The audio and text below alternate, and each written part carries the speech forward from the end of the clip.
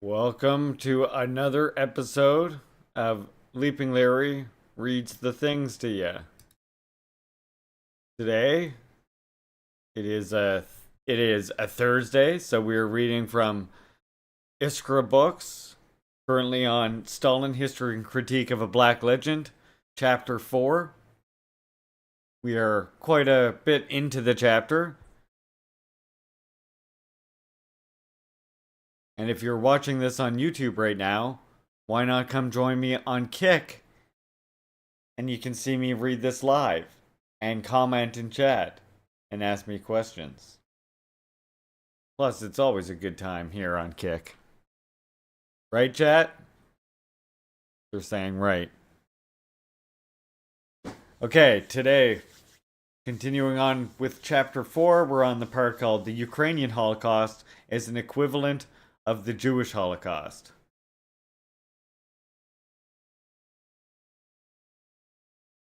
Continuing on with their discussion as the construction of the mythology of Stalin and Hitler as twin monsters, quote unquote.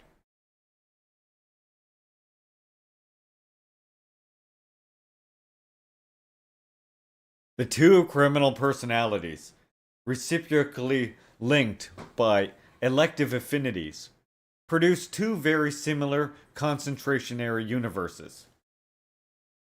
This is how the construction of a political mythology that is raging today proceeds.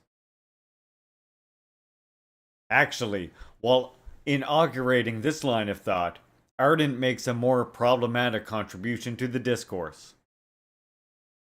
On the one hand, she alludes, albeit very briefly, to the quote totalitarian methods heralded by the concentration camps in which liberal England imposed the Boers, or to the totalitarian quote unquote elements present in the concentration camps that the France of the Third Republic established after the Spanish Civil War.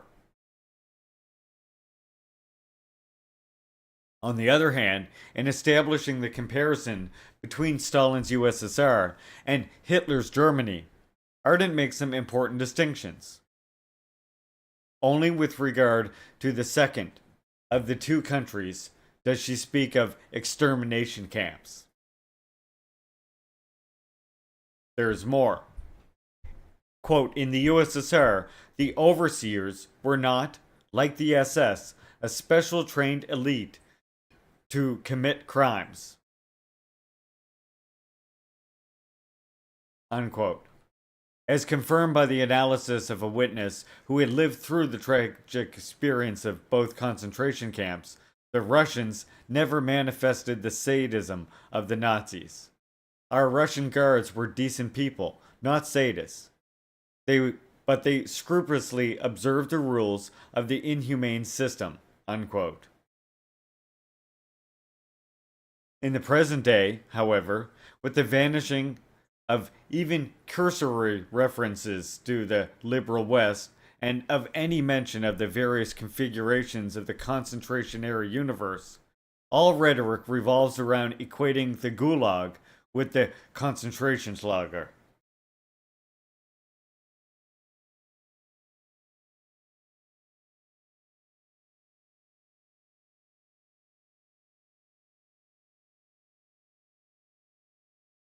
In order for such an argument to be persuasive, the figures for the Stalinist terror had to first of all be inflated.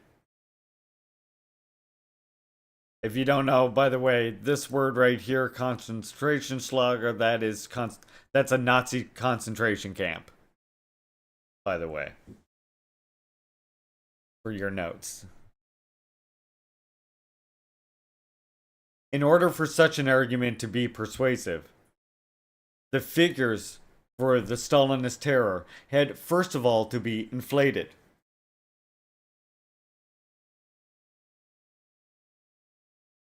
Recently, an American scholar had calculated that the executions that actually took place amounted to a tenth of the current estimates. The horror of this repression remains, of course, and remains on a large scale. Whoop. That's not what you want to do when you're doing this, is it? Lovely. All right, let me let me do this paragraph over because that's what. Just all of a sudden, there's a blurry ass me that pops up. Jesus. In order for such an argument to be persuasive, the figures for the Stalinist terror had first of all to be inflated. Recently, an American scholar has calculated that the executions that actually took place amounted to a tenth of current estimates. The horror of this repression remains, of course, and remains on a large scale. And nevertheless, the nonchalance of certain historians and ideologues is significant.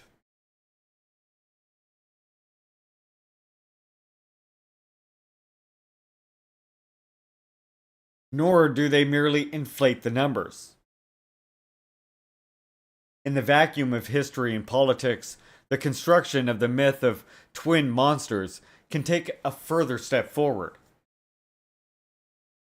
The Holocaust, inflicted by Nazi Germany on the Jews, starting above all with the bogging down of the war in the East, would correspond the Holocaust already inflicted at the beginning of the 1930s by the Stalinist USSR against the Ukrainians, the so-called Holodomor.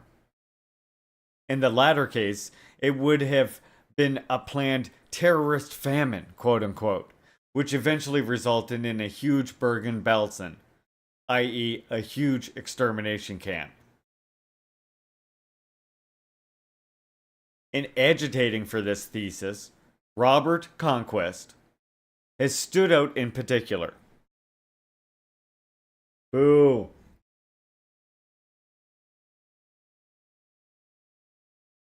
His critics accuse him of having at one time worked as a disinformation agent in the British intelligence service, and of having approached the Ukrainian dossier with this profession in mind. Even his admirers acknowledge a point that is not without significance. Conquest is a veteran of the Cold War, quote unquote, and wrote his book as part of a politico-cultural operation that was ultimately directed by US President Ronald Reagan, and that bore numerous fruits. On the one hand, by making an important impact on the international debate about the value and limits of Gorbachev's reforms, and on the other, through the stance of the US Congress by powerfully influencing the radicalization of Ukraine's independence. Aha! A source for some troubles of today, perhaps, methinks.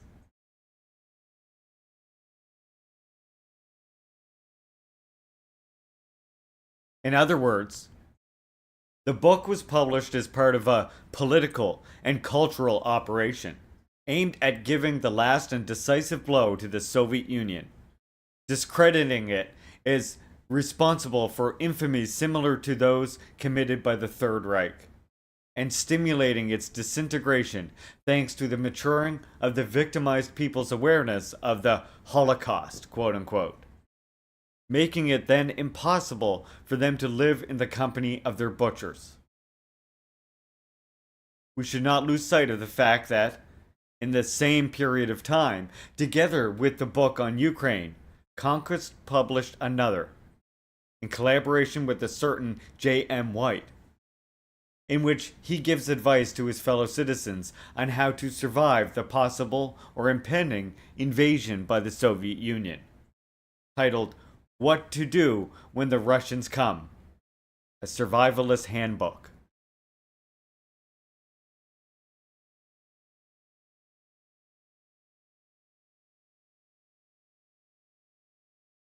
Of course, independently of political motivations at its root, a thesis must nevertheless be analyzed on the basis of the arguments it makes. that of the terrorist famine planned by Stalin, in order to exterminate the Ukrainian people could prove to be more reliable than the thesis of the danger of Reagan's USA being invaded by Gorbachev's USSR.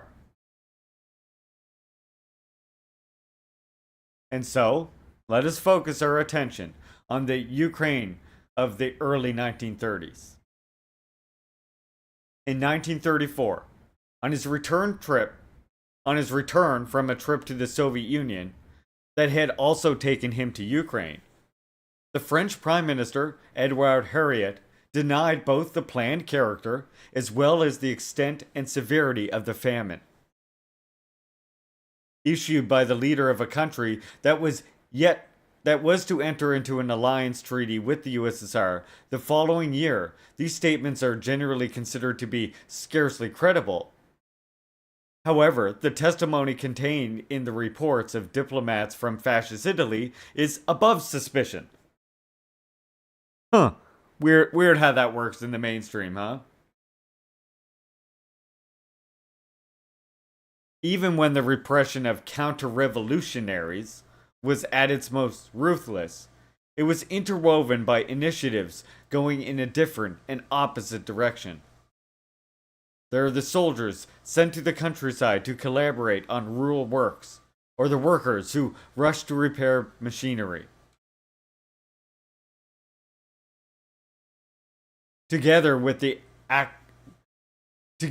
action to destroy any Ukrainian separatist ambitions, we see a policy of valorization of Ukrainian national characteristics, which sought to attract the Ukrainians of Poland toward a possible and hoped for union with those of the USSR. And this objective is pursued by favoring the free expression of the Ukrainian language, culture, and customs. Did Stalin propose to attract the Ukrainians of Poland to the Soviet Ukrainians by exterminating the latter by starvation?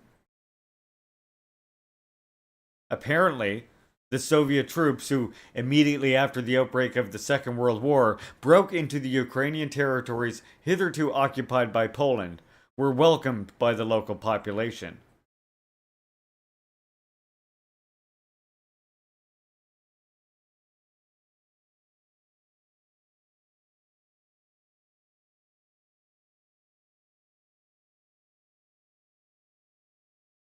Let us take a look at the picture that emerges from the positions of other enemies of Stalin. This time within the communist movement. Trotsky, who, as is well known, was born in Ukraine, and who in the last years of his life repeatedly focused on his homeland, takes a position in favor of the independence movement. He condemned the ferocity of the repression, but, while sparing no accusation against Stalin, on several occasions comparing him to Hitler, he made no mention of a so-called Holocaust of hunger planned in Moscow. Trotsky stressed that the Ukrainian masses are animated by irreconcilable hostility towards the Soviet bureaucracy, quote unquote, but identified the reason for this hostility in the repression of Ukrainian independence.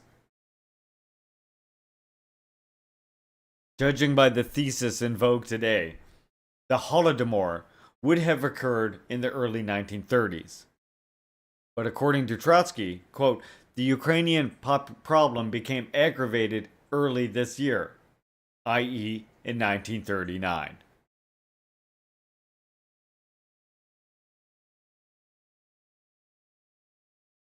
Like Stalin, the leader of the anti-Stalin opposition also would have liked to unite all Ukrainians, even if this time no longer within the USSR, but within an independent state. But would it have been sensible to formulate this project while remaining completely silent about the genocide that had already taken place? In the eyes of Trotsky, the perversity of the Soviet bureaucracy consists in this. It erects monuments to the great Ukrainian national poet, Taras Shevchenko, and only in order to force the Ukrainian people to pay homage to the Muscovite oppressors, in the language of their national poet. As can be seen, there is mention neither of genocide nor even of ethnocide. However harsh the condemnation of the Stalinist regime, it is not charged with the physical or cultural destruction of the Ukrainian people. Whether placed outside or inside the communist movement, Stalin's enemies converged on this essential acknowledgement.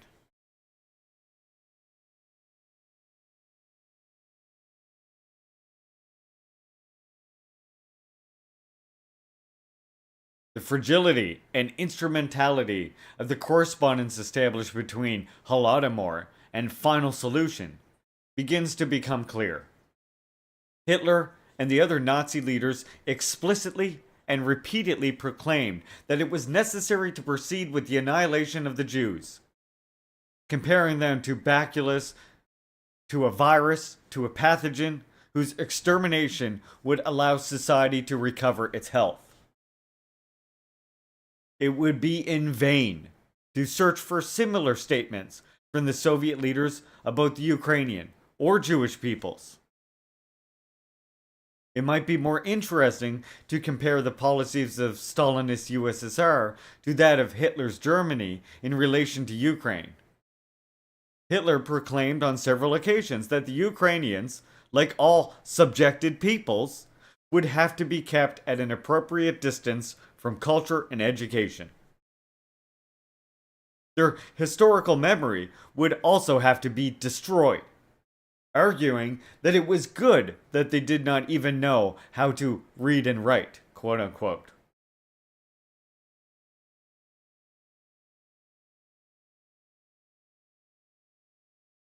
And that is not all. 80 to 90% of the local population could have been dispensed with, quote unquote.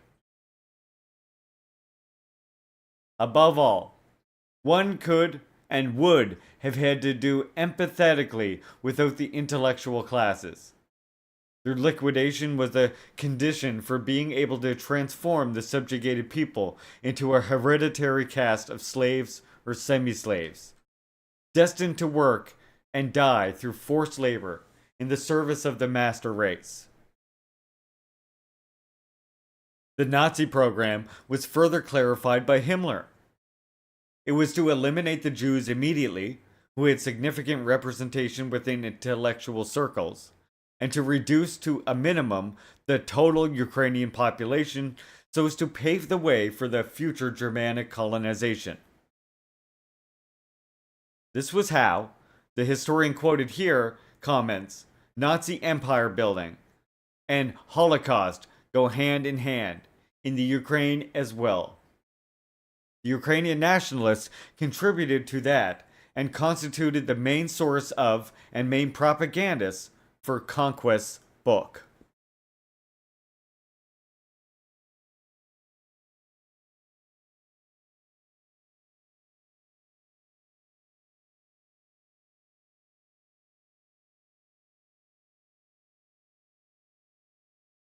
Compared to the Third Reich, Soviet power moved in exactly the opposite direction.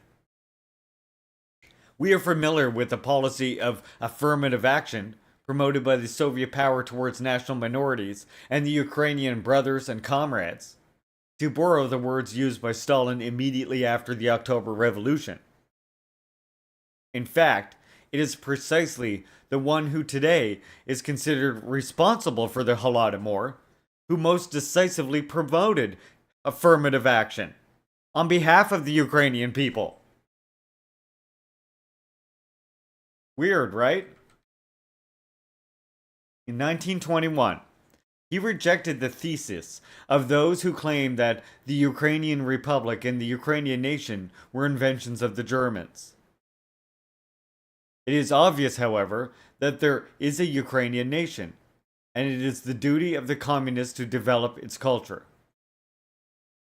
Starting from these assumptions, the Ukrainianization of culture, schools, the press, publishing, party cadres, and the state apparatus was developed. Later implementation of this policy was given particular impetus by Lazar Kagnovich, who was a trusted collaborator of Stalin's and who in March 1925 became party secretary in Ukraine. The results were not long in coming. In 1931, the publication of books in Ukrainian reached its peak with 6,218 titles out of 8,086, almost 77%, while the percentage of Russians in the party, equal to 72% in 1922, had fallen to 52%. It must also be borne in mind that the development of the Ukrainian industrial infrastructure, on whose necessity Stalin once again insisted.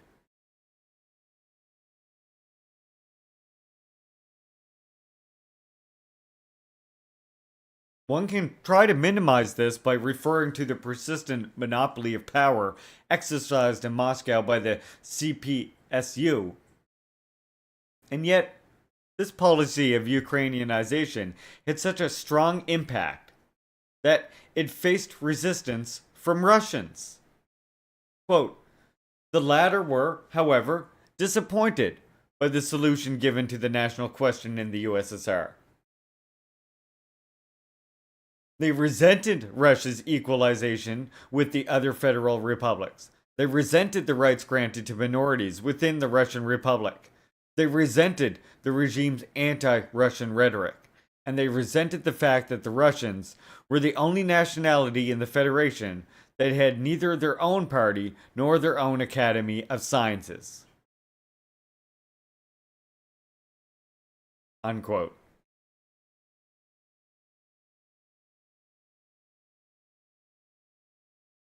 That's from Graciosi, 2007.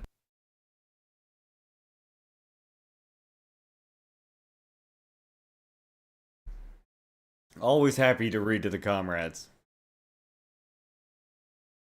Not only does it make no sense to compare the Soviet policy to the Nazi one, but the former actually turns out to be a clearly superior even to the policy of the White Army, supported by the liberal West. Conquest himself ends up recognizing this in spite of himself, placing himself on a line of continuity with respect to the Tsarist autocracy. Denikin, quote, refused to admit the existence of Ukrainians. Exactly opposite is the attitude of Stalin, who hailed the Ukrainianization of Ukrainian cities. As a result of the success of this policy, a new and highly positive page is opened. Quote, the policy of Ukrainianization was formalized in April 1923 at the 12th Congress of the Russian Communist Party. For the first time since the 18th century, a government firmly established in the Ukraine had as one of its professed aims the protection and development of the Ukrainian language and culture. Ukrainian cultural figures who returned to the country came in the genuine hope that even a Soviet Ukraine might be the scene of a national revival. And to a high degree, they were right. For a few years. Poetry and fiction, linguistic and historical writings established themselves on a scale and with an intensity extremely exciting to all classes, while the older literature was reprinted on a massive scale. Unquote. That's from Conquest. We have seen that this policy was in force, indeed was in full swing, in the Ukraine even in the early 1930s. Of course, a terrible conflict and famine intervened later, and yet it remains a mystery how in the space of a very short time one could go from radical affirmative action in favor of Ukrainians to planning their extermination.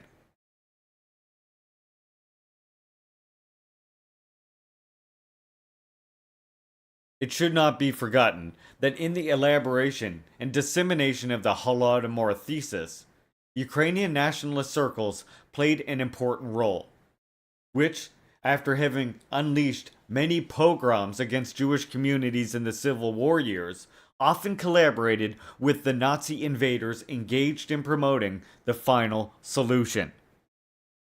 Ew. Ugh.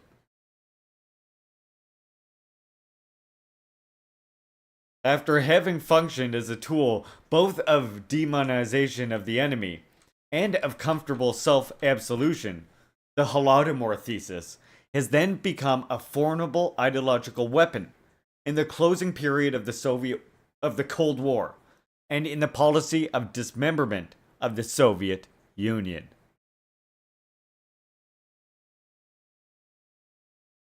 One final consideration. During the course of the 20th century, the accusations of genocide and the denunciations of Holocaust have been employed in the most diverse ways.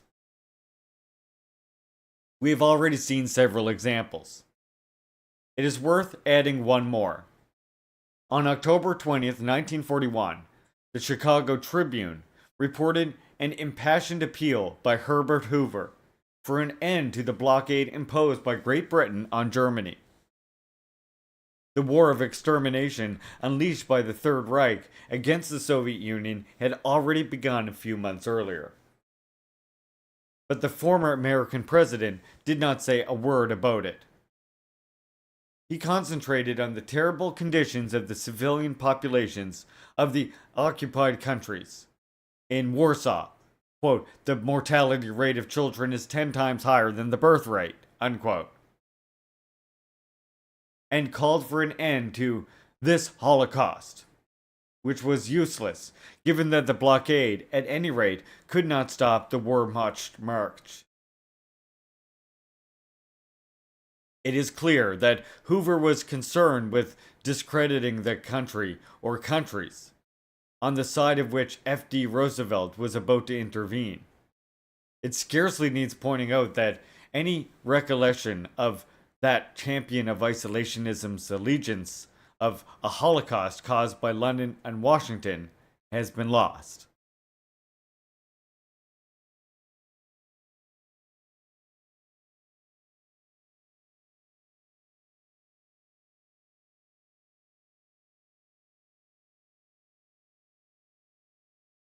Next part.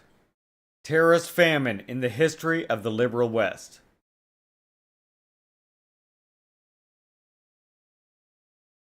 Moreover, even more than the stretched arguments, it is the omissions that totally discredit the speech of the veteran of the Cold War.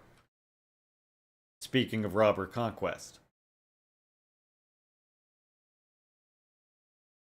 We could begin with a debate that took place in the House of Commons on October 28, 1948. Churchill denounced the spread of conflict between Hindus and Muslims and the, quote, horrible Holocaust that was taking place in India following the independence granted by the Labour government and the dismantling of the British Empire. And here, a Labour MP interrupted the speaker. Quote, why don't you talk about hunger in India? The former Prime Minister tried to evade, but the MP pressed on. What about the Indian famine for which the previous Tory government were responsible? The reference was to the famine, obstinately denied by Churchill, which in 1943-44 caused 3 million deaths in Bengal.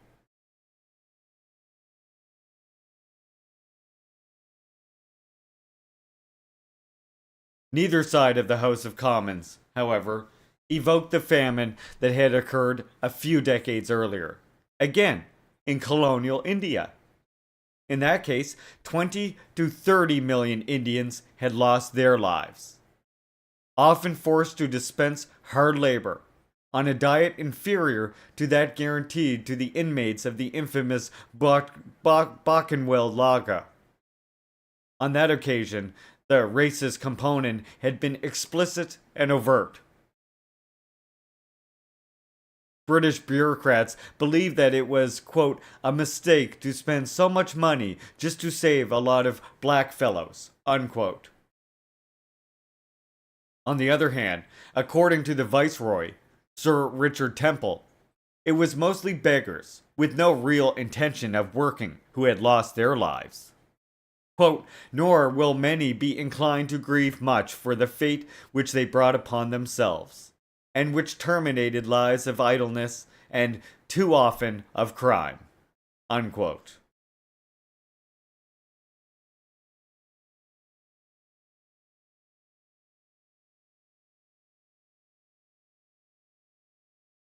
At the conclusion of the Second World War, Sir Victor Gonzalez, a Jew who had landed in England following his escape from anti Semitic persecution in Germany, published The Ethics of Starvation in 1946, and in Darkest Germany the following year. The author denounced the policy of starvation that, after the defeat of the Third Reich, raged on the German prisoners and the German people, who were continually exposed to the death sentence of starvation. Yes, the infant mortality rate was 10 times higher in 1944, a year that had also been particularly tragic. The rations available to Germans were dangerously close to those in force in the Bergen-Belsen, quote unquote.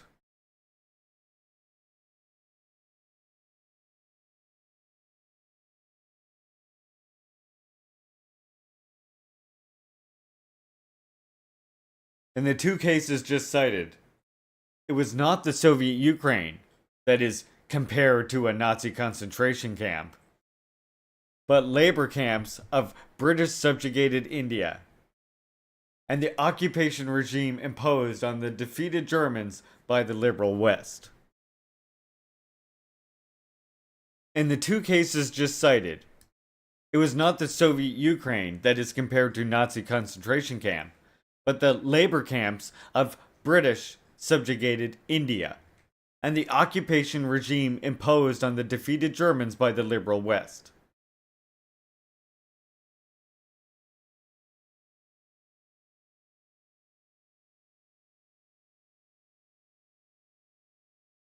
At least the last accusation seems to be more persuasive. As confirmed by the most recent and most exhaustive book published on the subject, quote, Germans were better fed in the Soviet zone, unquote. The country that had suffered the genocidal policy of the Third Reich and continued to suffer shortages because of that policy was more generous towards the defeated population. In fact, it was not scarcity of resources, but its ideology that drove the liberal West to subject the Germans to death by starvation. Quote, politicians and military men, like Sir Bernard Montgomery, insisted that no food should be sent from Britain. Death by starvation was the punishment. Montgomery claimed that 3/4 of all Germans were still Nazis, unquote. Precisely for this reason, it was also forbidden to fraternize. One was not to speak to, much less smile at, members of such a totally and irredeemably perverse people. The American soldier was warned, quote, in their heart, body, and spirit, every German is a Hitler, unquote. Even a girl could prove deadly. Don't be like Samson with Delilah. She will love to cut your hair and then your throat, unquote. This campaign of hate was explicitly intended to put the feeling of compassion out of play, and thus to ensure the success of the ethics of condemnation to starvation. No U.S. soldiers were called upon to be impassive, even in the face of starving children. In, quote, a yellow-haired German child, there lurked a Nazi, Unquote.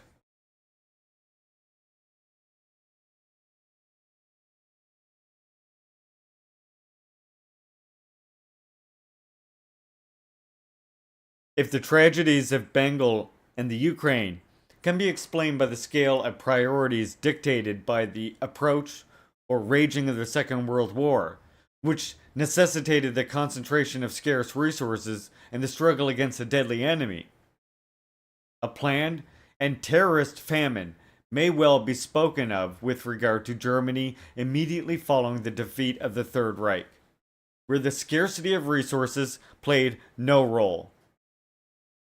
While it was influenced to a considerable extent by the racialization of a people, which F.D. Roosevelt is tempted for some time to wipe off the face of the earth by castration.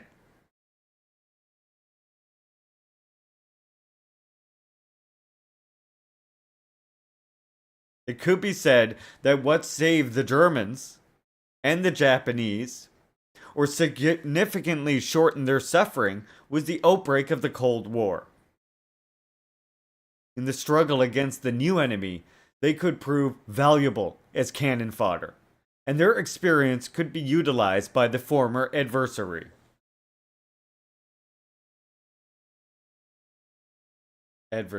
Sorry. But it is useless to look for any mention of famine in British colonial India or Western Bergen-Belsen in Germany in the histories of the Cold War veteran, which were committed to enforcing a pattern constructed a priori by revisionist history. All Nazi infamies are only the replica of communist infamies. And so also Hitler's Bergen-Belsen reproduces the Bergen-Belsen ad libitum for which Stalin is responsible.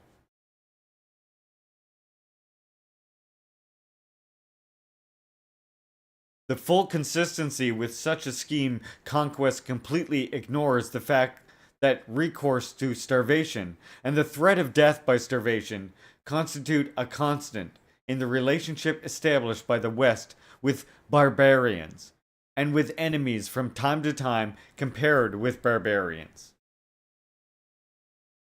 After the Haitian Revolution in Santo Domenico, featuring the contagion effect of the first country on the American continent to abolish slavery, Jefferson declared himself ready to reduce Toussaint to death by starvation. In the mid-19th century, Tocqueville called for burning the crops and emptying the silos of the Arabs in Algeria, who dared resist French conquest. 5 decades later, with this same tactic of warfare, condemning an entire people to starvation or death by starvation, the United States stifled resistance in the Philippines.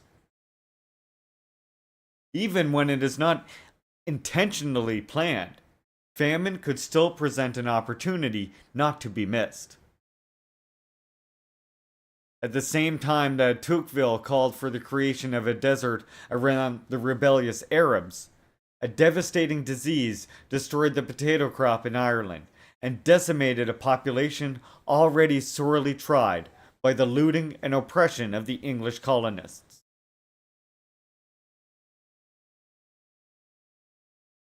The new tragedy appeared in the eyes of Sir Charles Edwin Trevelyan, entrusted by the London government to monitor and deal with this situation, is the expression of the omniscient providence, which thus solved the problem of overpopulation and also of the endemic rebellion of the barbaric population.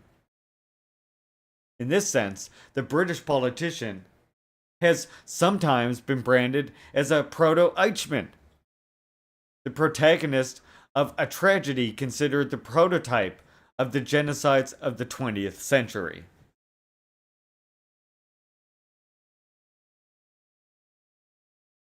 But let us focus on the 20th century.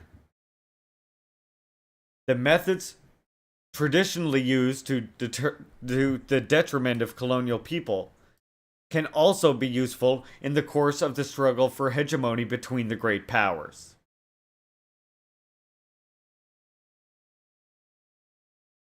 With the outbreak of the First World War, Britain subjected Germany to a deadly naval blockade.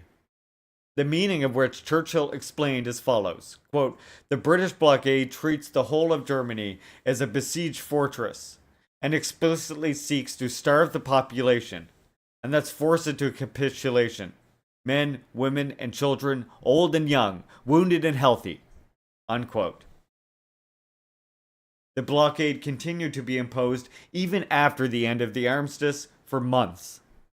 And it was still Churchill who explained the necessity, despite the weapon's silence, of the continuing recourse to this weapon of starvation, which falls mainly on the women and children, upon the old and the weak and the poor. Unquote. The defeated had to accept the victor's peace conditions to the end.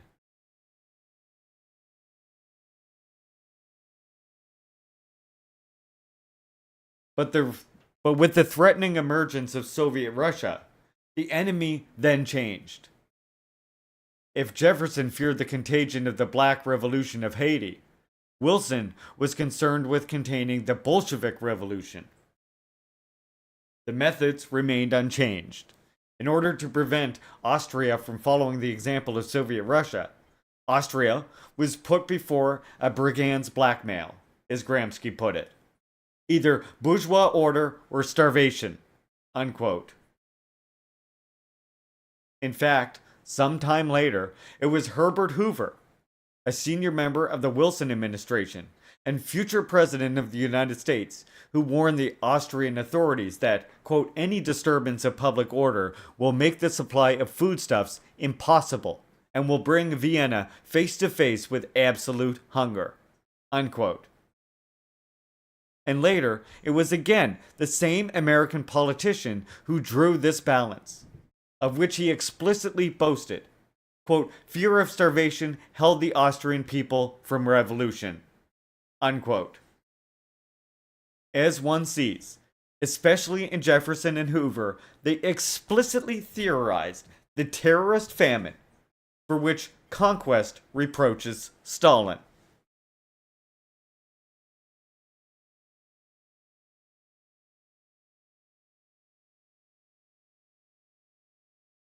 By the way, do you see why we say what we see happening in Palestine for these past 75 years, which is people have been made more aware of since the events of October 7th?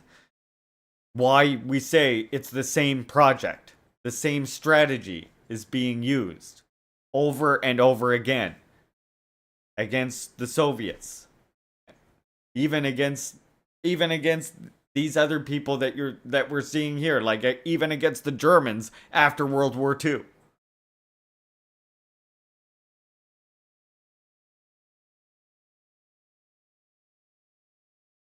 As Losurdo said, the enemy changed, the tactics didn't. Exactly.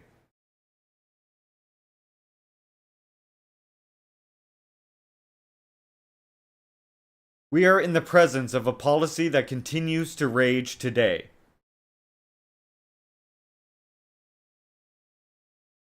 In June 1996, an article interview by the director of the Center for Economic and Social Rights highlighted the terrible consequences of the collective punishment inflicted by the sanctions regime on the Iraqi people. Already, quote, more than 500,000 Iraqi children had died of starvation and disease. Many more were about to suffer the same fate.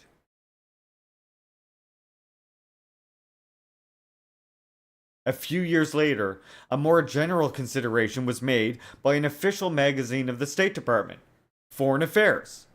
Following the collapse of a real socialism and a world unified under U.S. hegemony, the embargo constitutes the weapon of mass destruction par excellence. Officially imposed to prevent Saddam Hussein's access to weapons of mass destruction, the embargo in Iraq, quote, in the years since the Cold War, has caused more deaths than all the weapons of mass destruction throughout history put together. Thus, it is as if the Arab country had simultaneously suffered the atomic bombings of Hiroshima and Nagasaki, the mustard gas attacks by the armies of Wilhelm II and of Benito Mussolini, and more. In conclusion, the policy of terrorist famine, with which Stalin is accused, runs deep through the history of the West, and was implemented first in the 20th century against the country that emerged from this October Revolution, and sees its triumph after the collapse of the Soviet Union.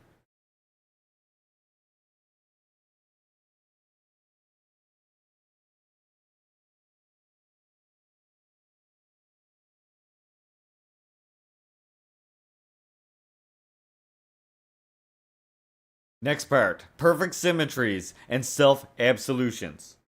Stalin's anti-Semitism? And yet, however sophisticated the analogies game may be, the construction of the myth of the twin monsters does not yet seem to have been completed. Despite attempts to make the Ukrainian Holodomor correspondence to the Jewish Holocaust, in the consciousness of our time, the name of Auschwitz arouses a very special horror. Perhaps the assimilation of Stalin and Hitler could be considered definitively complete if Stalin were also affected by the madness that led to Hitler's genocide.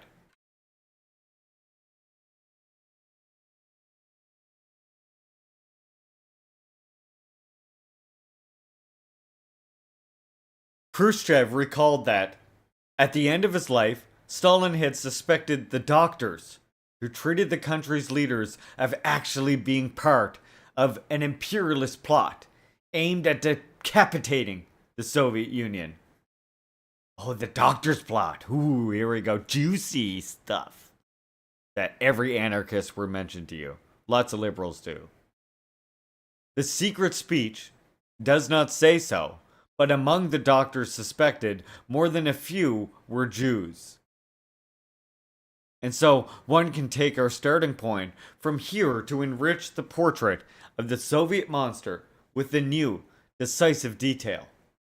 Quote, the anti-Semitic feelings of Stalin and his retinue. Unquote. Medvedev declares there were no secret to the party apparatus. Official anti-Semitism in the Soviet state, Hobsbawm points out, has undoubtedly been observable since the foundation of the State of Israel in 1948. Huh. Isn't that curious? Weird. Weird how it... very strange how it emerges just then, isn't it? Curious. Very curious. The American historian of ethnic cleansing and racial hatred, that we already know goes slightly further back, quote, by the end of the war, Stalin shared many aspects of Hitler's anti-Semitism.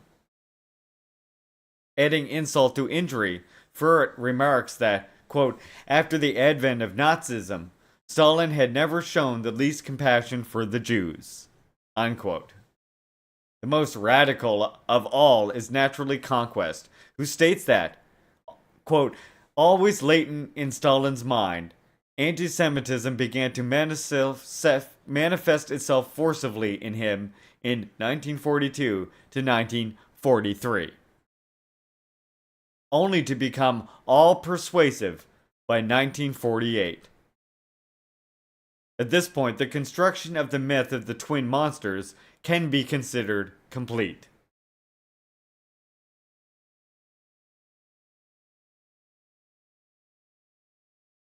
Before analyzing the extreme fragility of this construction, it is worth noting that it serves at the same time to remove the grave responsibilities of the West in the tragedy that befell the Jews in the 20th century.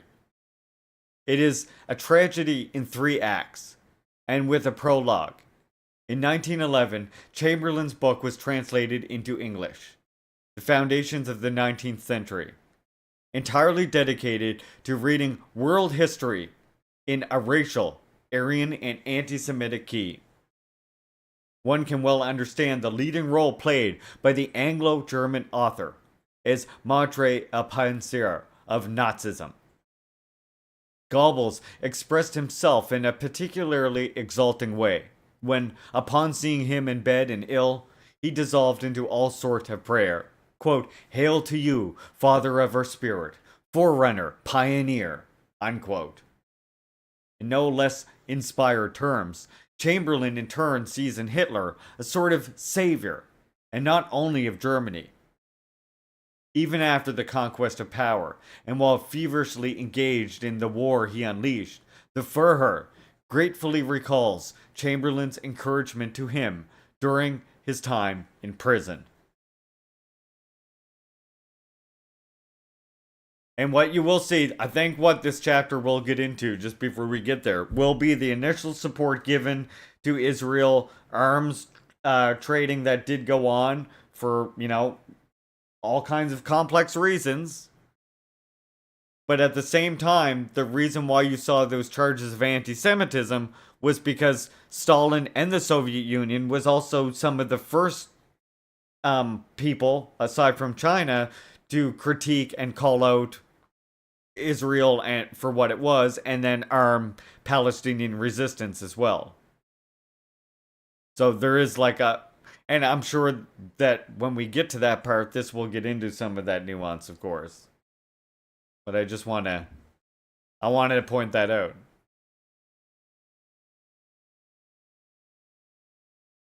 Well, how was this key text of Nazi worldview and racial ideology received in the West?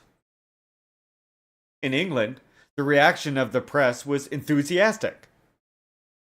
Starting with the Times, which skins its hands in applauding the masterpiece and hailing it, quote, among the books that really mattered, unquote. On the other side of the Atlantic, Theodore Roosevelt, a leading statesman, gave a largely positive judgment. Back on the European side of the ocean in 1914, it was Kautsky who expressed all his contempt for Chamberlain and the race theorists of all kinds. At that time, before the outbreak of the war, Kautsky was revered as a master by the workers, the socialist movement as a whole, including Stalin. The latter, in particular, in 1907, deemed Kautsky, quote, an outstanding theoretician of social democracy, unquote. Oh, how that will change. Due in part to his contribution to the analysis and denunciation of anti Semitism and the anti Jewish pogroms in Tsarist Russia.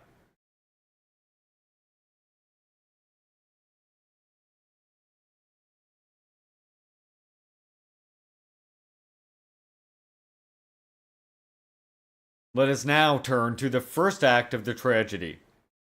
It takes place in pre revolutionary Russia, during the First World War, when it was a close ally of the Entente. Discriminated against the oppressed, the Jews were suspected of sympathizing with the German enemy and invader. The Russian General Staff warned against their espionage. Some were held as hostages and threatened with death in case the Jewish community showed too little patriotic loyalty. Alleged spies were executed. That is not all. At the beginning of 1915, in the areas hit by the advance of the Wilhelmine army, a mass deportation was decided upon. The deputy of the Duma described the operation as follows. In Radom at 11 p.m.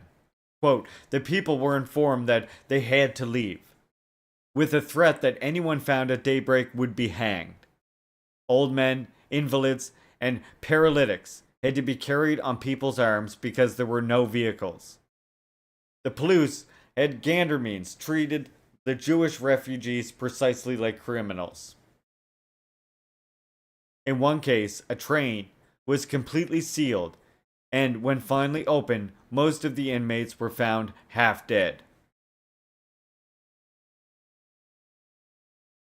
Of the 500,000 Jews subjected to the deportation measure, 100,000 did not survive. On the wave of the struggle against war and the horrors it entailed, the October Revolution broke out. Recalling Marx and Engels, the latter of whom in the middle of the 19th century had written, quote, "The times of that superstition which attributed revolutions to the ill will of a few agitators have long passed away." Unquote. Unfortunately, this was a prediction that was catastrophically wrong. The rise to power in Russia of a movement that referred to the Jew Marx, quote unquote, and saw a strong Jewish presence in its leadership, ushers in an era when conspiracy theory celebrated its own triumph. In civil war-torn Russia, pogroms and massacres against Jews, branded as puppeteers of Bolshevism, were the order of the day. The new Soviet power undertook measures to stop this horror. Very strict laws were enacted, and Lenin called for the elimination of, quote, hostility against the Jews and hatred towards other nations, unquote, as part of a speech that was also recorded so as to reach millions of illiterate citizens. England, France, and the United States sided with the White Army, and at times actively and directly participated in the bloody anti-Semitic agitation. In the summer of 1918, the British forces landed in northern Russia and proceeded with a massive distribution of anti-Semitic leaflets. A few months later, pogroms of shocking proportions took place in which about 60,000 Jews lost their lives. Quote, the Allies then engaged in their invasion of Russia, were said to have secretly supported the pogroms. It was a prelude, authoritative historians observe, to the Nazi crimes, to the mass murder of Jews during the Second World War. And it was a prelude that saw the active participation of Britain, at that time leading the anti-Bolshevik crusade. Just in case you were looking for other links between Nazism and the White Army. Thus, we come to the third act. In spite of the Western help, the whites, defeated by the Bolsheviks, immigrated to the West, taking with them the denunciation of the October Revolution of a Jewish Bolshevik conspiracy and the protocols of the Elders of Zion, which to them irrefutably confirm this reading.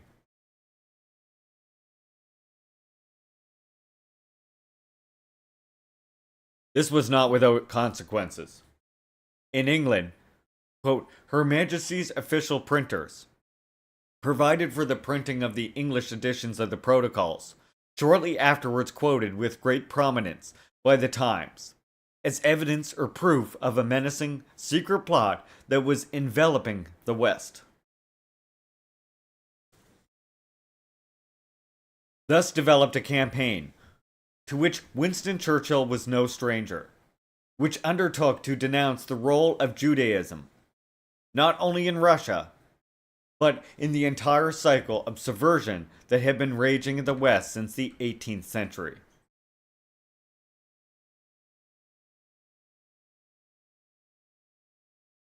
Quote, this movement among the Jews is not new.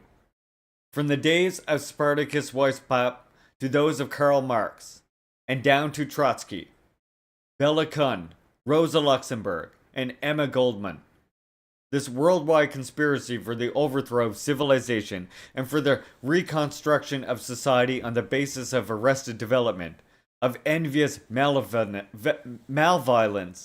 and impossible equality, has been steadily growing.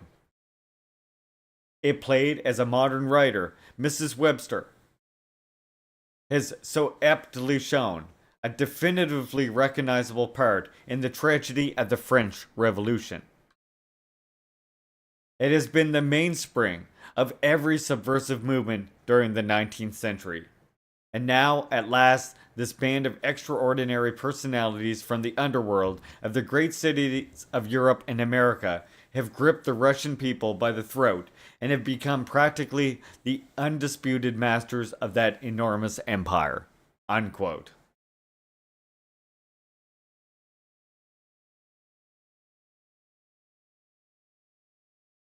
That is in Shimon, 1974.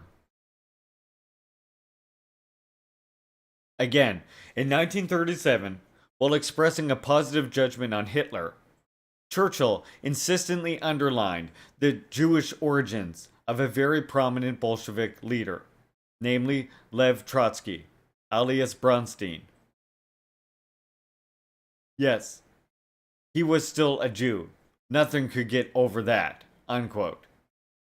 On the other side of the Atlantic, in the United States, it was Henry Ford who promoted the spread of the Protocols of the Elders of Zion and declared that the Russian Revolution is racial, not political.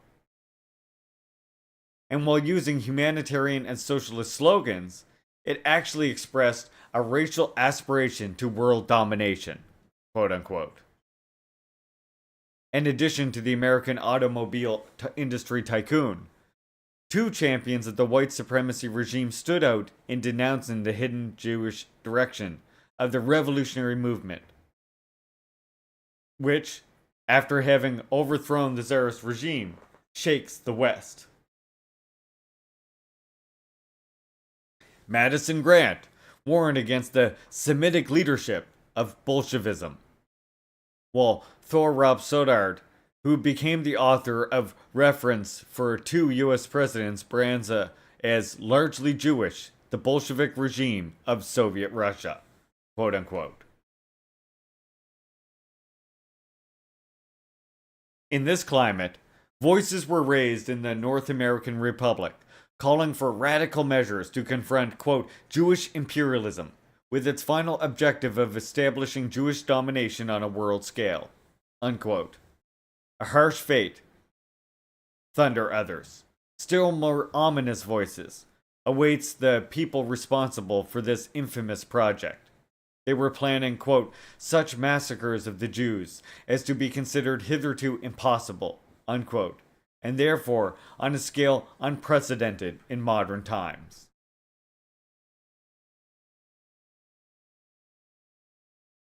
Reading these motives in Churchill, Ford, and in other American authors previously mentioned, we are led to think of the anti-Semitic agitation developed with even more heated tones by the Nazis and later drew from the anti-Bolshevik immigration not only ideas but also financial means, as well as militants and cadres in no small measure. Suffice it to think in the first place of Rosenberg, one of the most influential interpreters of the October Revolution, as a Jewish plot. As can be seen throughout its unfolding, the 20th century tragedy of the Jewish people saw the active participation, on the one hand, of the liberal West, and on the other, of pre-revolutionary Russia and counter-revolutionary Russia. All this is wiped out by the accusation of anti-Semitism leveled at the man who for longer than anyone else ran the country that emerged from the October Revolution or from the Jewish Bolshevik conspiracy, quote unquote.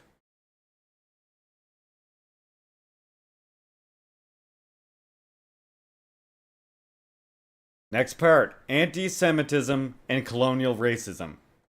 The Churchill-Stalin controversy. The black legend that we are analyzing here also allows the elision of the colonial racism, or racism of colonial origin, that raged in the West, still in the middle of the 20th century. In this regard, the epochal significance of the rupture represented by Leninism was summarized by Stalin as follows. Quote, formerly, the national question was usually confined to a narrow circle of questions. concerning primarily civilized nationalities. The Irish, the Hungarians, the Poles, the Finns, the Serbs, and several other European nationalities. That was the circle of unequal peoples in whose destinies the leaders of the Second International were interested.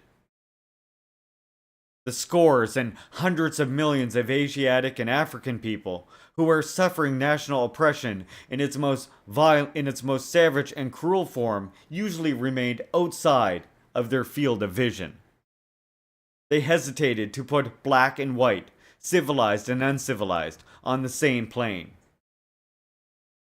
Leninism laid bare this crying incongruity, broke down the wall between whites and blacks, between European and Asiatics, between the civilized and the uncivilized slaves of imperialism, and thus linked the national question with the question of the colonies." Unquote.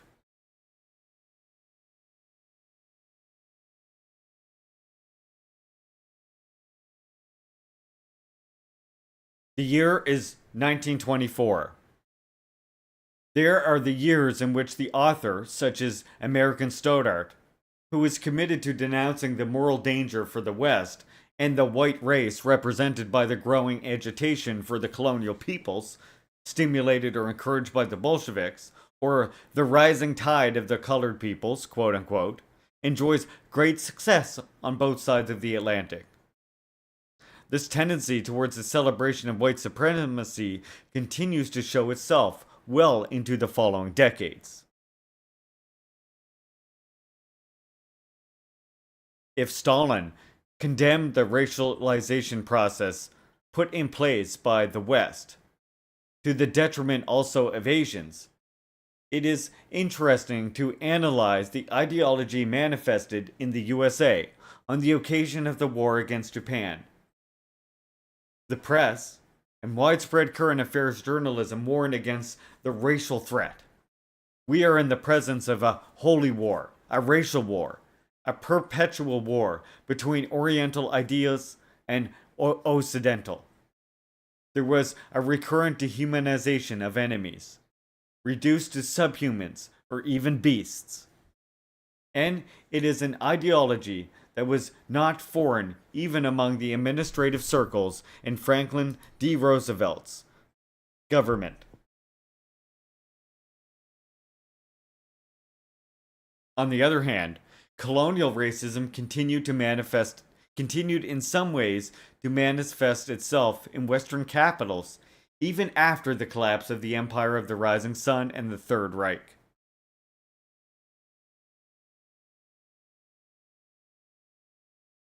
At Fulton, in March 1946, Churchill kicked off the Cold War on a propaganda level, condemning not only the Iron Curtain, but the totalitarian control imposed by the Soviet Union on Eastern Europe, but also celebrating in opposition to all this as champions of freedom and of Christian civilization, and as leaders of the world, the English-speaking peoples, and the English-speaking world. One can then understand Stalin's irate reply, where he accused the English statesman of having formulated a racist theory not dissimilar to that dear to Hitler. Quote, "Only English-speaking nations are superior nations, who are called upon to decide the destinies of the entire world." Unquote. Cold War simplifications were evident in this response, and yet there is no shortage of analogies between the celebration of English-speaking people and Aryan mythology. The unity of the underlying race is inferred from the linguistic community, and the cultural products of the Aryan languages, or of the English language, are adduced as evidence of excellence of that race. In his correspondence with Eisenhower, Churchill's language was even more disturbing. The, quote, "English-speaking world" is synonymous with white English-speaking people. This unity was absolutely necessary. The quarrels among Europe's closely related races that had caused the two world wars must be ended once and for all. Only in this way could the threat from the colonial and non-Western world be dealt with. One understands then Churchill's appeal in 1953, primarily to the United States. England must be supported in its conflict with Egypt, quote, in order to prevent a massacre of white people, unquote. Arabs were not the only ones made foreign to the West and the white race. The communist world, which fueled the revolt of colonial peoples against the white man, was an expression of an aggressive and semi-Asiatic totalitarianism, quote unquote. Clearly, the Cold War tended to be interpreted as a clash between one side, the West, Christian civilization, and the white race, led by English-speaking world, i.e. the white English-speaking people, and on the other side, the barbarity of the colonial and communist world. In this context, the celebration of both the British Empire and the British race fit well. And just as there was no mention of the fact that the extermination of the Jews had taken place in the heart of the West and the white world, and had been perpetrated by one of the most closely related races to Europe, quote unquote, so there was no mention of the persistent oppression suffered by African Americans in the United States under white supremacy. Eisenhower's celebration of the Western world and Western morality also tended to take on racial connotations at times. Speaking with Hoover and Dulles in July 1956, he observed that with the nationalization of the Suez Canal, Nasser had aimed to unseat the white man, quote unquote. In Washington, there was still fresh memory of the Korean War, which was, American historiography acknowledges, continued with the attitude of contempt towards an inferior nation, the Chinese, quote unquote. And there you have it. Our reading for today. This is one heck of a long chapter, but we will continue on with chapter 4 next week with this next part, Trotsky and the accusation of anti-Semitism against Stalin. Thank you everybody who tuned into my YouTube to watch this. If you like my work, please consider supporting my work. My Ko-Fi, my PayPal is linked below. And also think about dropping by and visiting me here on Kick. I'm live every single day, starting at about noon Eastern Standard Time. Thank you for watching, comrades, and Red Salute.